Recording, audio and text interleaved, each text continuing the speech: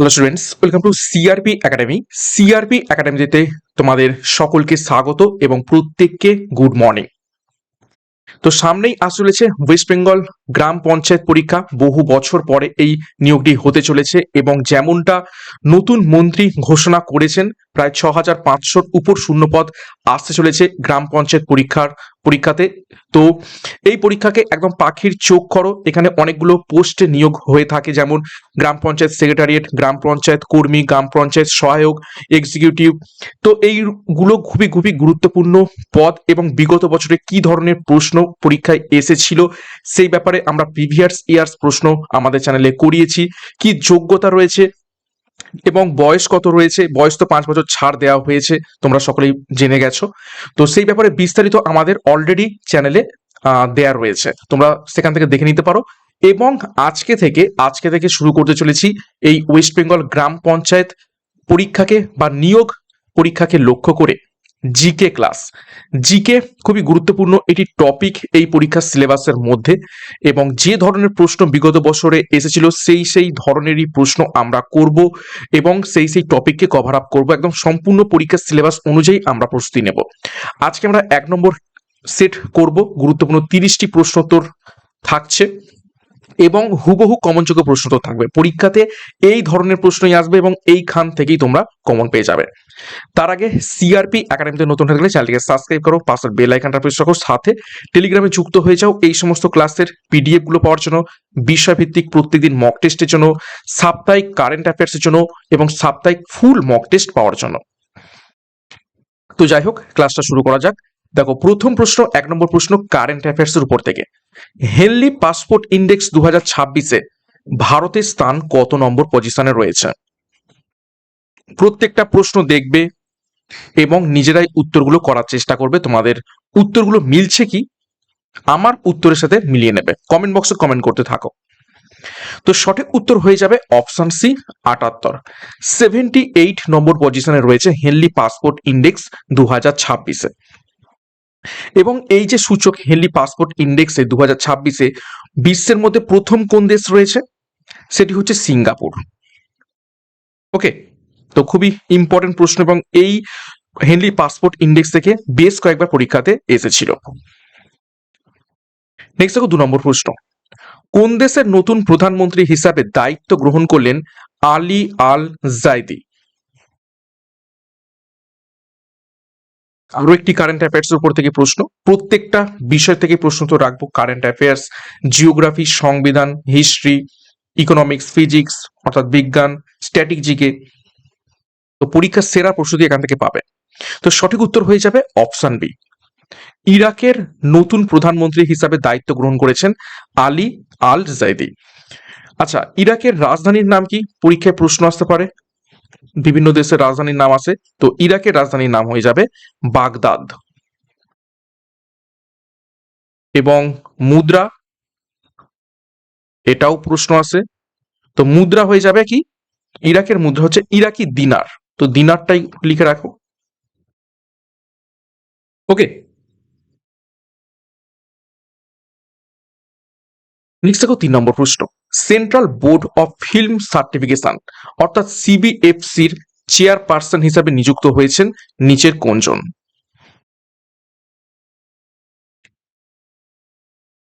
নিচের কোনজন central board of film certification অর্থাৎ সিবিএফসি চেয়ারপারসন হয়েছেন? যাকে আমরা কি বলে থাকি? সেন্সর বোর্ড বলে থাকি। আমরা বলি না সেন্সর বোর্ড এই সিন কেটে দিয়েছে, ওই সিন কেটে দিয়েছে। তো এই সেন্সর বোর্ড, তো সঠিক উত্তর হয়ে যাবে তার চেয়ারপারসন হয়েছেন শশী শেখর ভেমপাতি। এবং এই সিবিএফসির যে সদর দপ্তর,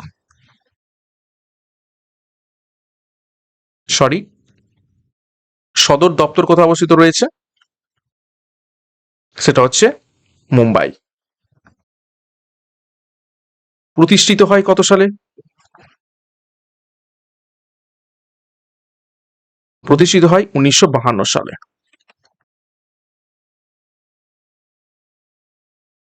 নেক্সট 4 নম্বর প্রশ্ন দেখো। কালো বিপ্লব কোন বিষয়ের সাথে সম্পর্কিত? 4টি অপশন: ডিমের উৎপাদন, বায়োডিজেলের উৎপাদন, আলুর উৎপাদন নাকি কয়লার উৎপাদন? কোনটির সাথে সম্পর্কিত রয়েছে কালো বিপ্লব বা ব্ল্যাক রেভলিউশন? সঠিক উত্তর হবে এখান থেকে অপশন বি, বায়োডিজেলের উৎপাদনের সাথে সম্পর্কিত রয়েছে কালো বিপ্লব। তোমরা কয়লাকে আবার ভেবো না কালো, মানে কয়লা অবশ্যই কালো, কিন্তু কয়লার সাথে কালো বিপ্লব কিন্তু সম্পর্কিত নয়। ঠিক আছে, অনেক সময় বায়োডিজেল বা বলতে পারো পেট্রোলিয়ামও বলতে পারো। ঠিক আছে, পেট্রোলিয়াম।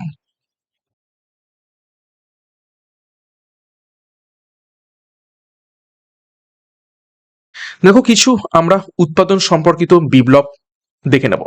দেখো শ্বেত বিপ্লব বা হোয়াইট রেভলিউশন, সেটি দুগ্ধ বা দুধজাত দ্রব্য উৎপাদনের সাথে যুক্ত, এবং এই শ্বেত বিপ্লবের জনক কাকে বলা হয় থাকে ডক্টর ভার্গিস কুরিয়ানকে। শ্বেত বিপ্লব হয়েছিল 1970 সালে। তারপর দেখো রৌপ্য বিপ্লব অর্থাৎ সিলভার রেভলিউশন, সিলভার রেভলিউশন যুক্ত রয়েছে ডিম এবং পোল্ট্রি উৎপাদনের সঙ্গে। ইন্দিরা গান্ধীর সময়কালে এই রৌপ্য বিপ্লব বা সিলভার রেভলিউশন হয়েছিল। তারপর দেখো গোল বিপ্লব, গোল বিপ্লব বা রাউন্ড রেভলিউশন যুক্ত রয়েছে আলু উৎপাদনের সাথে। তারপর দেখো নীল বিপ্লব অর্থাৎ ব্লু রেভলিউশন, মাছ বা মৎস্য উৎপাদনের সাথে যুক্ত রয়েছে এই নীল বিপ্লব, যার জনক হচ্ছেন অরুণ কৃষ্ণান। তারপর দেখো হলুদ বিপ্লব অর্থাৎ ইয়েলো রেভলিউশন, সেটি যুক্ত রয়েছে তৈলবীজ বা অয়েল সিডস উৎপাদনের সাথে, এবং জনক হচ্ছে স্যাম পিত্রোদা। তো এই এক্সট্রা নোটসগুলো ভালোভাবে দেখবে, তাহলে শুধুমাত্র একটা মাত্র প্রশ্ন নাই, সাথে আমরা এক্সট্রা নোটস জানতে পারলে সেখান থেকেও তথ্য জানতে পারবো, এবং সেখান থেকেও যদি প্রশ্ন পরীক্ষায় আসে আমরা কিন্তু করতে পারবো। নেক্সট প্রশ্নে যাব, তার আগে গুরুত্বপূর্ণ ঘোষণা। পঞ্চায়েত পরীক্ষাকে লক্ষ্য করে পঞ্চায়েতের ব্যাচ কোর্স লঞ্চ করা হয়েছে সিআরপি একাডেমির তত্ত্বাবধানে, যেখানে সিলেবাস অনুযায়ী বাংলা, ইংরেজি, গণিত এবং জিকের সম্পূর্ণ বিষয়ভিত্তিক প্রত্যেকটা অধ্যায় ধরে ধরে যেমনটা সিলেবাসে রয়েছে, তোমরা ডেসক্রিপটিভ প্যাটার্নে থিওরির মাধ্যমে ক্লাস পাবে, তার উপর থেকে থিওরির ক্লাস হয়ে গেলেই মক টেস্ট পাবে। তো পরীক্ষার সেরা প্রস্তুতি তোমরা এখান থেকে পাবে, এবং পিডিএফ স্টাডি মেটেরিয়াল পেয়ে যাবে। তো একদম মোবাইল রিচার্জের মূল্যে তোমরা এই ব্যাচ কোর্সে যুক্ত হয়ে যাও। 6500 ভ্যাকান্সি রয়েছে, এবার নয়তো কখনো হবে না। তো সামনের দিনগুলোকে টার্গেট করে তোমরা প্রস্তুতি নিতে শুরু করে দাও, বিস্তারিত ডিসক্রিপশন বক্সে রয়েছে। এছাড়া যোগাযোগ করো 9647553612 নম্বরে পরীক্ষার সেরা প্রস্তুতি নেয়ার জন্য। নেক্সট দেখো 5 নম্বর প্রশ্ন, পশ্চিমবঙ্গের কোন স্থান রাঙামাটির দেশ নামে খ্যাত? নিচের কোন স্থান রাঙামাটির দেশ নামে খ্যাত?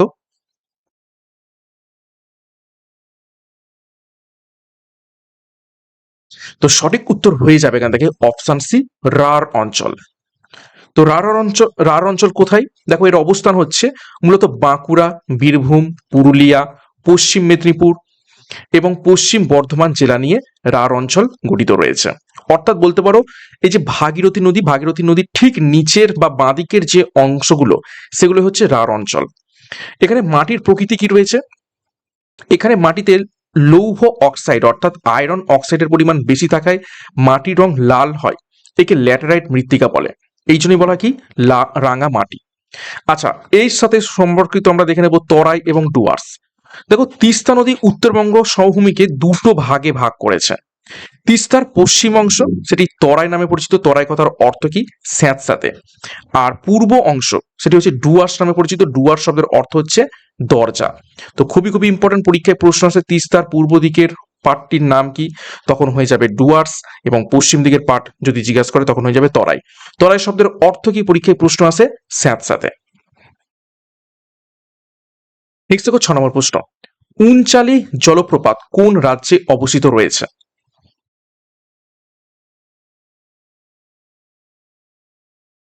গুরুত্বপূর্ণ প্রশ্ন। তো উনচালি জলপ্রপাতটি অবস্থিত রয়েছে অপশন সি, কর্ণাটক রাজ্যে। দেখো আরো কিছু তথ্য দেখে নেব। দেখো যোগ বা গেরসপ্পা জলপ্রপাত দুটোই একই জলপ্রপাতের দুটো নাম। তো এটিও কর্ণাটক রাজ্যে অবস্থিত রয়েছে শরাবতী নদীর উপর। তারপরে দেখো কুঞ্চিকল জলপ্রপাত, এটিও কর্ণাটকে অবস্থিত রয়েছে বারাহি নদীর উপর, এবং এটাকে স্টার মার্ক করবে, পরীক্ষায় প্রশ্ন আসে যে ভারতের উচ্চতম বা সর্বোচ্চ জলপ্রপাতের নাম কি, সেটি হচ্ছে কুঞ্চিকল জলপ্রপাত। দেখো ভারতের সর্বোচ্চ জলপ্রপাত, উচ্চতা 455 মিটার।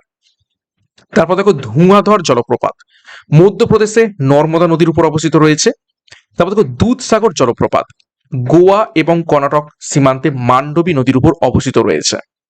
তারপর দেখো শিব সমুদ্রম জলপ্রপাত কর্ণাটক রাজ্যে কাবেরী নদীর উপর অবস্থিত রয়েছে শিবসমুদ্রম জলপ্রপাত। তো এই জলপ্রপাতের এক্সট্রা নোটস গুলো খুবই ইম্পর্টেন্ট, পরীক্ষায় এখান থেকে প্রশ্ন এসে থাকে, তো ভালোভাবে দেখবে।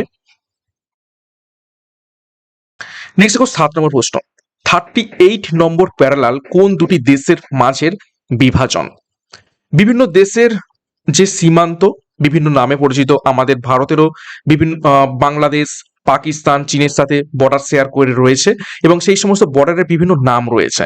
সিমিলারলি 38 নম্বর প্যারালালও দুটো দেশের মধ্যবর্তী একটা সীমান্ত। তো কোন দুই দেশের মাঝের বিভাজন হচ্ছে 38 নম্বর প্যারালাল? সঠিক উত্তর হবে অপশনে উত্তর কোরিয়া এবং দক্ষিণ কোরিয়া, এই দুটি দেশের মধ্যবর্তীকার বিভাজনের নাম হচ্ছে 38 নম্বর প্যারালাল। দেখো আরো কিছু তথ্য দেখে নিই আমরা এই সম্পর্কিত, সীমান্ত সম্পর্কিত। দেখো দুরান্ত লাইন রয়েছে পাকিস্তান এবং আফগানিস্তানের মধ্যে। 1893 সালে এই লাইনটি নির্ধারিত হয়। তারপর দেখো ম্যাকমোহন লাইন, এটাকে স্টার মার্ক করবে, পরীক্ষায় প্রশ্ন বহুবার এসেছে। দেখো ভারত এবং চীনের মধ্যে এই ম্যাকমোহন লাইন অবস্থিত রয়েছে। 1914 সালে সিমলা চুক্তির মাধ্যমে এই ম্যাকমোহন লাইনটি নির্ধারিত হয়। তারপর দেখো র্যাডক্লিফ লাইন, এই লাইনটি অবস্থিত রয়েছে ভারত এবং পাকিস্তানের মধ্যে। 1947 সালের 17ই আগস্ট এটি প্রকাশিত হয় এবং সাইরিল র্যাডক্লিফ এই লাইনটি ভারত এবং পাকিস্তানের মধ্যে থেকে আঁকেন। তারপর দেখো 49তম প্যারালাল, এটি মার্কিন যুক্তরাষ্ট্র এবং কানাডার মধ্যে অবস্থিত এবং এটি হচ্ছে বিশ্বের বৃহত্তম শান্ত সীমানা। ঠিক আছে, কানাডা এবং যুক্তরাষ্ট্রের মধ্যে অবস্থিত রয়েছে এই 49তম প্যারালাল, খুব ইম্পর্টেন্ট। তারপর দেখো হিন্ডেনবার্গ লাইন অবস্থিত রয়েছে জার্মানি এবং পোল্যান্ডের মধ্যে। দেখো একটা প্রশ্নের সাথে কতগুলো তথ্য জানতে পারলাম। নেক্সট 8 নম্বর প্রশ্ন, পৃথিবীর পরিধি সর্বপ্রথম কে নির্ণয় করেন? নিচের কোন ব্যক্তি?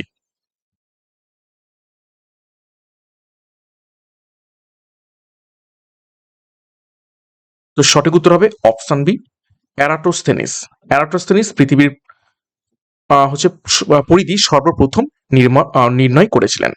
তো এরাটোস্থেনিসের ব্যাপারে একটু দেখবো।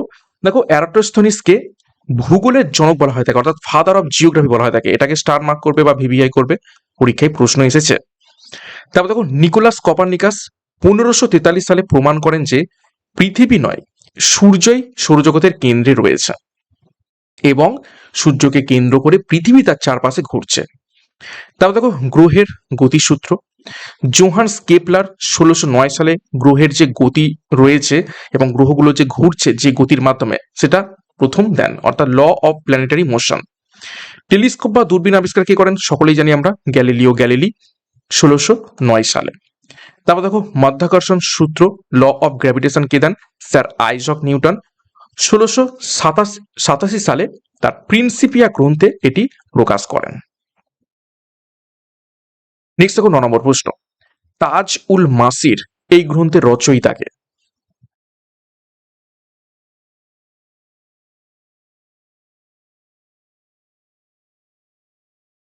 তাজ উল মাসির, তো সঠিক উত্তর হবে অপশনে হাসান নিজামি। ঠিক আছে, হাসান নিজামি তিনি এই গ্রন্থটি লেখেন। একটু তথ্য দেখি। দেখো তাজ উল মাসির এটা হচ্ছে ফার্সি ভাষায় লেখা একটি গ্রন্থ এবং এই গ্রন্থ থেকে কুতুবুদ্দিন আইবকের রাজত্বকাল এবং দিল্লি সুলতানের প্রাথমিক ইতিহাস জানা যায়। কুতুবুদ্দিন আইবক কি করেছিলেন? দাস বংশ বা সুলতান বংশ প্রতিষ্ঠা করেছিলেন 1206 সালে। তারপর দেখো শাহনামা কে রচনা করেছিলেন? ফিরদৌসি রচনা করেন সুলতান মাহমুদের সময়কালে, এই ফিরদৌসি হচ্ছে এই শাহনামা রচনা করেছিলেন। তারপর দেখো তারিখ ই ফিরোজ শাহী জিয়াউদ্দিন বরানি রচনা করেন। তারপর দেখো তহকক ই হিন্দ এটি রচনা করেন আল বিরুনি, এটাকে স্টার মার্ক করবে। তারপর দেখো সফরনামা বা কিতাব উল রাহেলা ইবন বতুতা রচনা করেন মোহাম্মদ বিন তুগলকের রাজত্বকালে। এই ইবন বতুতা ভারতবর্ষে এসেছিলেন মরক্কো থেকে এবং তখন তিনি এই সফরনামা বা কিতাব উল রাহেলা এটি রচনা করেছিলেন। নেক্সট দেখো 10 নম্বর প্রশ্ন, সিজদা এবং পাইবস এই প্রথার প্রবর্তককে? ইতিহাসের মধ্যে কি গুরুত্বপূর্ণ প্রশ্ন, খুব ইম্পর্টেন্ট প্রশ্ন।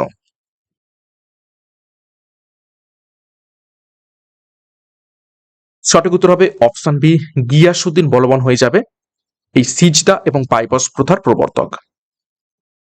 দেখো সিজদা এবং পাইবস কি অ্যাকচুয়ালি, দেখো সিজদা মানে হচ্ছে নতজানু হয়ে সুলতানকে প্রণাম করা, আর পাইবস মানে হচ্ছে সুলতানের পদযুগলকে চুম্বন করা, অর্থাৎ সুলতানি বা রাজাই সর্বশ্রেষ্ঠ, তার সামনে নতজানু হয়ে বসতে হবে এবং তার পা দুটোকে চুম্বন করতে হবে।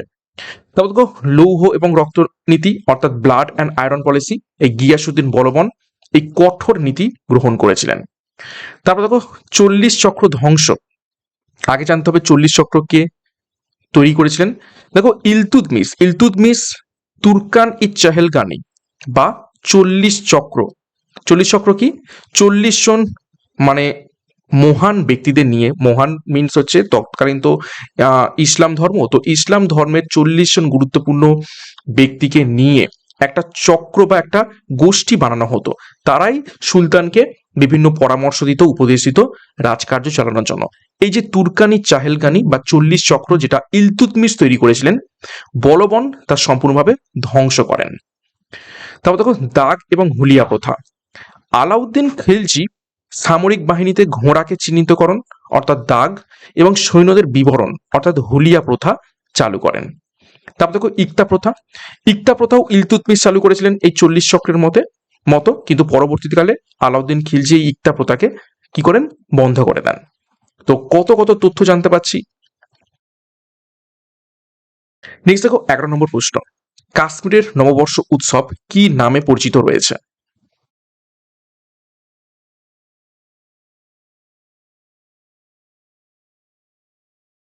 সঠিক উত্তর হবে অপশনে নৌরাজ ফেস্টিভ্যাল নামে পরিচিত রয়েছে কাশ্মীরের নববর্ষ উৎসব। দেখো নৌরাজ মূলত পার্সিক বা পার্সিয়া নববর্ষ, ভারতে এটি প্রথম উদযাপন করেন সুলতান গিয়াসউদ্দিন বলবন। এই যে একটু আগে বলবনের সম্পর্কে দেখলাম, তিনি এই নৌরাজ ফেস্টিভ্যালের প্রবর্তন করেছিলেন। তারপর দেখো গুড়ি পাড়োয়া বা গুড়ি পাওড়াও বলা হয়ে থাকে, চৈত্র মাসের প্রথম দিনে পালিত হয় মহারাষ্ট্রের নববর্ষ উৎসব হিসাবে। তারপর দেখো উগাড়ি, কর্ণাটক, অন্ধ্রপ্রদেশ এবং তেলেঙ্গানা রাজ্যের নববর্ষ এটি। বিহু তো সকলেই জানি আমরা, আসামের নববর্ষ এবং প্রধান কৃষি উৎসব, এপ্রিল মাসে পালিত হয়। এবং পুথান্ডু, এটা হচ্ছে তামিলনাড়ুর নববর্ষ উৎসব। 12 নম্বর প্রশ্ন, ভারত এবং চীনের মধ্যে বিখ্যাত রেশম পথ কে চালু করেন অর্থাৎ সিল্ক রুট কে চালু করেন? সঠিক উত্তর হবে অপশন বি, কনিষ্ক। কনিষ্ক সম্পর্কে একটু তথ্য দেখি। দেখো কুষাণ সম্রাট কনিষ্ক তিনি 78 খ্রিস্টাব্দের সিংহাসনে বসেন এবং শকাব্দ বা শাকা এরা প্রচলন করেন, যা বর্তমানে ভারত সরকারের জাতীয় ক্যালেন্ডার। আচ্ছা, চতুর্থ বৌদ্ধ সংগতি, দেখো কনিষ্কের আমলেই কাশ্মীরে চতুর্থ বৌদ্ধ সংগতি অনুষ্ঠিত হয়, যেখানে বৌদ্ধ ধর্ম হীনযান এবং মহাযানে বিভক্ত হয়। কত সালে হয়? 72 এডিতে, 72 এডিতে এই চতুর্থ বৌদ্ধ সংগতি কনিষ্কের আমলে কাশ্মীরে হয়েছিল। 13 নম্বর প্রশ্ন, মহলবাড়ি ব্যবস্থা কত সালে চালু করা হয়?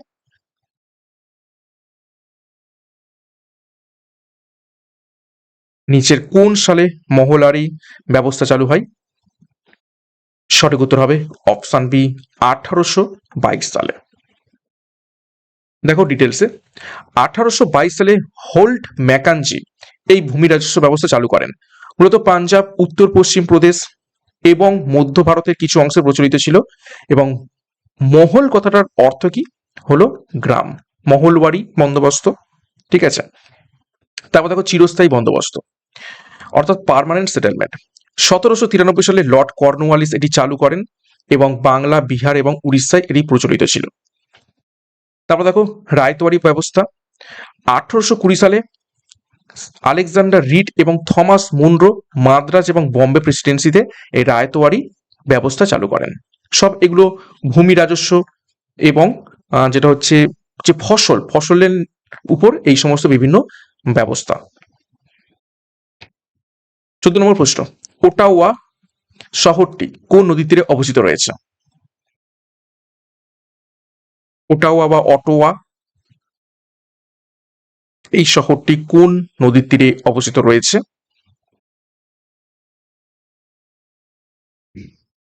সঠিক উত্তর হয়ে যাবে option C, Saint Lawrence. Ottawa কি কানাডার রাজধানী?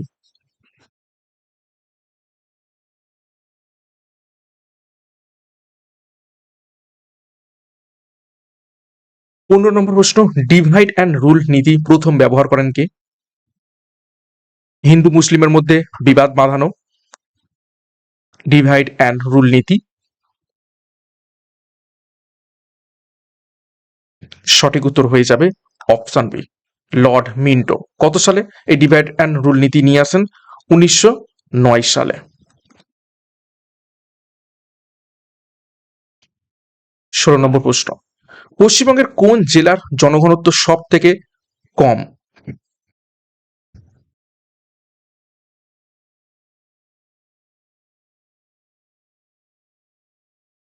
চারটি অপশন রয়েছে দেখো।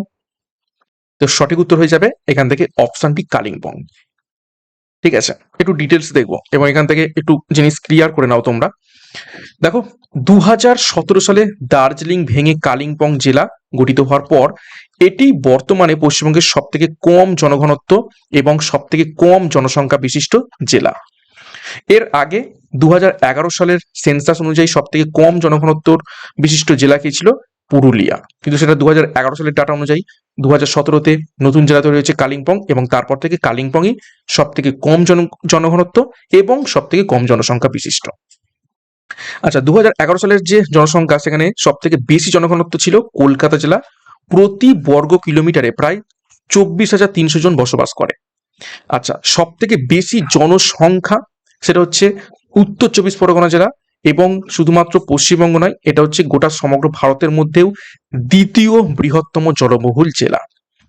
সাক্ষরতার হার দেখে নেব। পশ্চিমবঙ্গের মধ্যে সর্বোচ্চ সাক্ষরতার হার হচ্ছে পূর্ব মেদিনীপুরে 87.02%, এবং সর্বনিম্ন উত্তর দিনাজপুরে। ওকে, এগুলো হচ্ছে সবই 2011 সালের সেন্সাস অনুযায়ী। 17 নম্বর প্রশ্ন, কোন সুলতানি রাজার আমলে রাজপুত রমণীগণ জহর ব্রত পালন করে অগ্নিতে আত্মবিসর্জন দেন? এটার উপর সিনেমাও রয়েছে, বিখ্যাত পদ্মাবত।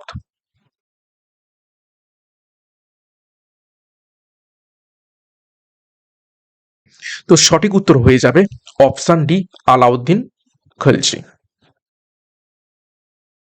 ওকে, 18 নম্বর প্রশ্ন দেখো, বিবিকা মাকবারা কার সমাধিস্থল?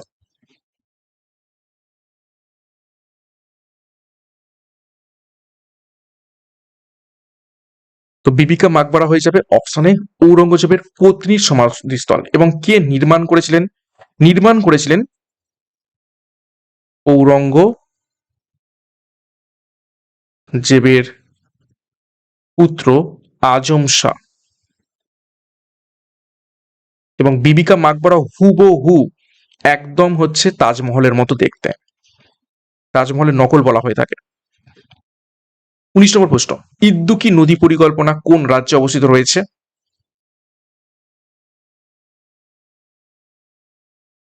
ইদ্দুকি নদী পরিকল্পনা এটা হচ্ছে একটা আর্ক ড্যাম।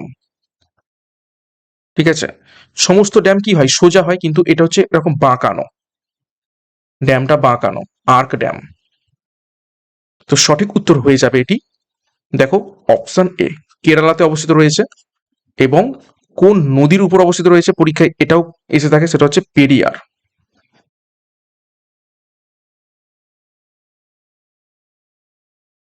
পেরিয়ার নদীর উপর। 20 নম্বর প্রশ্ন, পাখির ওড়া নিউটনের কোন গতিসূত্রকে সমর্থন করে? কোন গতিসূত্রের উপর নির্ভর করে পাখি ওড়ে?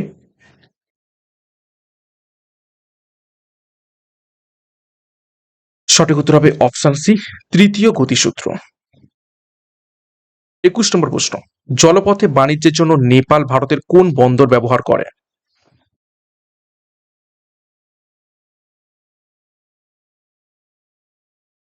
সঠিক উত্তর হবে অপশন বি, কলকাতা। 22 নম্বর প্রশ্ন, ভারতের পঞ্চবার্ষিকীর ধারণাটি কোন দেশ থেকে নেওয়া হয়েছে বা কোথা থেকে নেওয়া হয়েছে?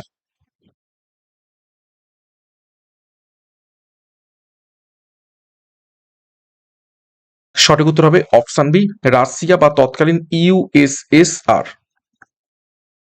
দেখো ডিটেলসে পঞ্চবার্ষিকী পরিকল্পনা সম্পর্কে দেখবো। দেখো প্রথম পঞ্চবার্ষিকী পরিকল্পনা 1951 থেকে 56 সাল পর্যন্ত, এবং এটি হয়েছিল হ্যারোড ডোমার মডেলের ওপর।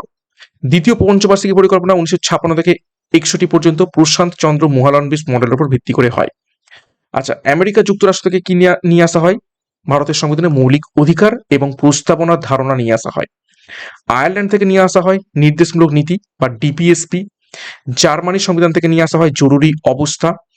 ঠিক আছে, জরুরি অবস্থা চলাকালীন মৌলিক অধিকারকে খর্ব করার ধারণা নেওয়া হয়েছে জার্মানির সংবিধান থেকে। জার্মানির সংবিধান কি নামে পরিচিত? ভাইমার সংবিধান নামে পরিচিত। আর দক্ষিণ আফ্রিকা থেকে কি নিয়ে আসা হয়? সংবিধান সংশোধনের পদ্ধতি নিয়ে আসা হয়েছে।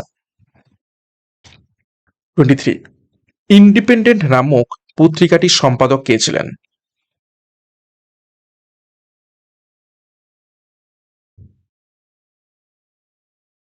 সঠিক উত্তর হবে অপশন সি, মতিলাল নেহেরু। কত সাল থেকে এটি প্রকাশিত হচ্ছে? হয় 1919 সাল থেকে।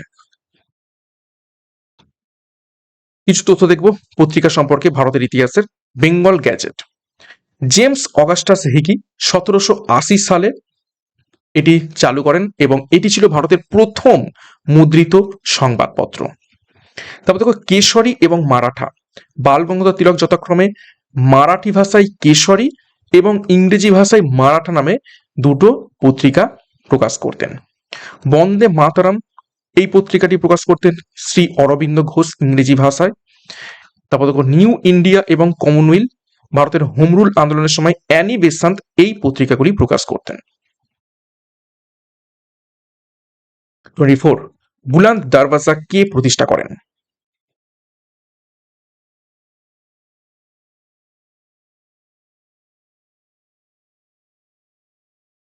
সঠিক উত্তর হবে অপশন ডি, আকবর।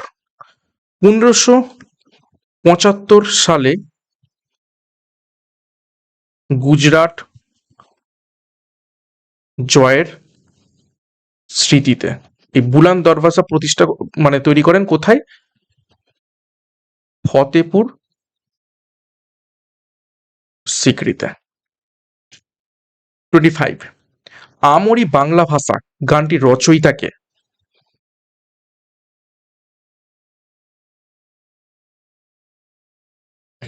সঠিক উত্তর হয়ে যাবে অপশনে অতুল প্রসাদ সেন।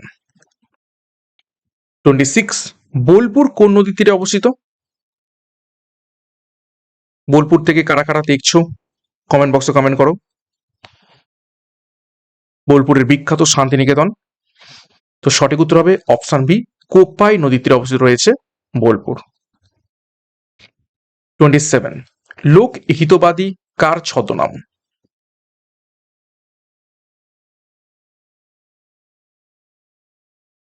সঠিক উত্তর হবে অপশন ডি, গোপাল হরি দেশমুখের ছদ্মনাম লোক হিতবাদী।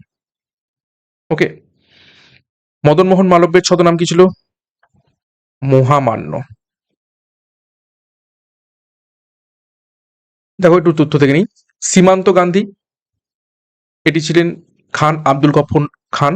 তার স্বেচ্ছাসেবক বাহিনীর নাম ছিল খোদাই খিদমতগার বা লাল কুর্তা বাহিনী। পাঞ্জাব কেশরী ছিল লালা লাজপত রায়ের ছদ্মনাম। দেশবন্ধু ছিল চিত্তরঞ্জন দাসের ডাকনাম বা ভালোবেসে সকলের নাম দিয়েছিলেন। তিনি 1923 সালে স্বরাজ দল গঠন করেছিলেন। মহামান্য পণ্ডিত মদন মোহন মালব্যের ডাকনাম। তিনি বেনারস হিন্দু বিশ্ববিদ্যালয় প্রতিষ্ঠা করেছিলেন এবং ভারতের লৌহ মানবকে সর্দার বল্লভভাই প্যাটেল। বিভিন্ন ঐতিহাসিক ব্যক্তিত্ব এবং তাদের যে ডাক নাম আমরা দেখে নিলাম। 28, নন্দনকানন অভয়ারণ্য কোন রাজ্যে অবস্থিত রয়েছে?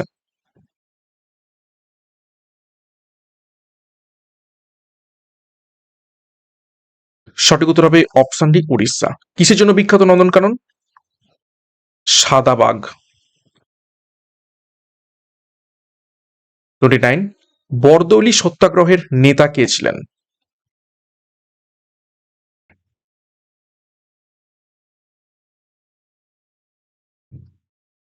সঠিক উত্তর হবে অপশন সি, বল্লভভাই প্যাটেল।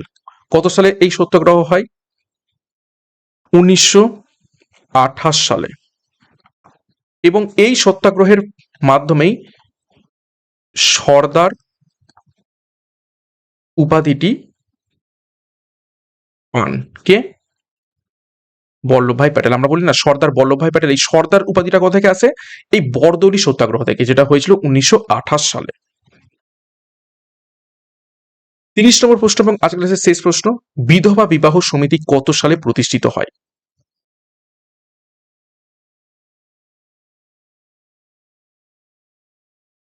সঠিক উত্তর হবে অপশন এ, 1861 সালে বিধবা বিবাহ সমিতি প্রতিষ্ঠিত হয়েছিল। একটু ডিটেলসে দেখো।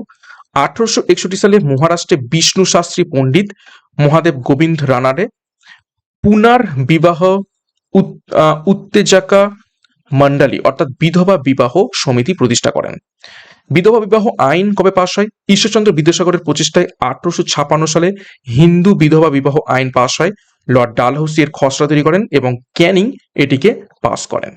ঠিক আছে, লর্ড ডালহৌসির আমলে এটা খসড়া তৈরি হয়, ড্রাফট, আর পাস হয় ক্যানিং এর আমলে। তো এই ছিল আজকে ক্লাসে গুরুত্বপূর্ণ 30টি প্রশ্ন উত্তর আপকামিং ডাব্লিউবি গ্রাম পঞ্চায়েত পরীক্ষাকে লক্ষ্য করে। তো প্রত্যেকদিন ক্লাসগুলো ফলো করবে, এখান থেকে অনেক অনেক প্রশ্ন আমাদের প্র্যাকটিস হবে। হুবহু কমনযোগ্য প্রশ্ন তো নিয়ে আসবো, যে ধরনের প্রশ্ন পরীক্ষাতে আসতে পারে সম্পূর্ণ সিলেবাস এবং এক্সাম প্যাটার্ন অনুযায়ী। এবং আমাদের আচ্ছা, এখানে আরো কিছু তথ্য রয়েছে দেখো। ব্রাহ্ম সমাজ 1828 সালে রাজা রামমোহন রায় প্রতিষ্ঠা করেন। প্রার্থনা সমাজ 1868 সালে মহারাষ্ট্রে ডক্টর আত্মারাম পাণ্ডুরঙ্গ প্রতিষ্ঠা করেন এবং আর্য সমাজ প্রতিষ্ঠা করেন 1875 সালে বোম্বেতে স্বামী দয়ানন্দ সরস্বতী। ওকে, এবং স্বামী দয়ানন্দ সরস্বতীর স্লোগান কি ছিল? গো ব্যাক টু ভেদাস, অর্থাৎ বেদে ফিরে যাও। ওকে, তো খুবই ভালোভাবে আজকে প্রশ্ন উত্তর প্র্যাকটিস করলাম, আশা করছি ভালো লেগেছে। ভালো লাগলে লাইক এবং কমেন্ট করে জানাও। এবং আমাদের যে ব্যাচ কোর্স রয়েছে পঞ্চায়েত ব্যাচ কোর্স 2026, তো সেখানে যুক্ত হয়ে যাও। একদম মোবাইল রিচার্জের মূল্যে তোমাদের এই ব্যাচ কোর্সটা দেয়া হবে, সম্পূর্ণ বিষয়ভিত্তিক। তোমরা ক্লাস পাই প্রত্যেকটা টপিকের উপর থেকে, বাংলা, ইংরেজি, গণিত এবং জিকের সিলেবাস এবং এক্সাম প্যাটার্ন অনুযায়ী। যোগাযোগ করো 9647553612 নম্বরে পরীক্ষার সেরা প্রস্তুতির সঠিক গাইডেন্স এবং স্টাডি মেটেরিয়াল মাধ্যমে নেওয়ার জন্য। বিস্তারিত ডিসক্রিপশন বক্সে রয়েছে, সেখান থেকে যুক্ত হয়ে যাও।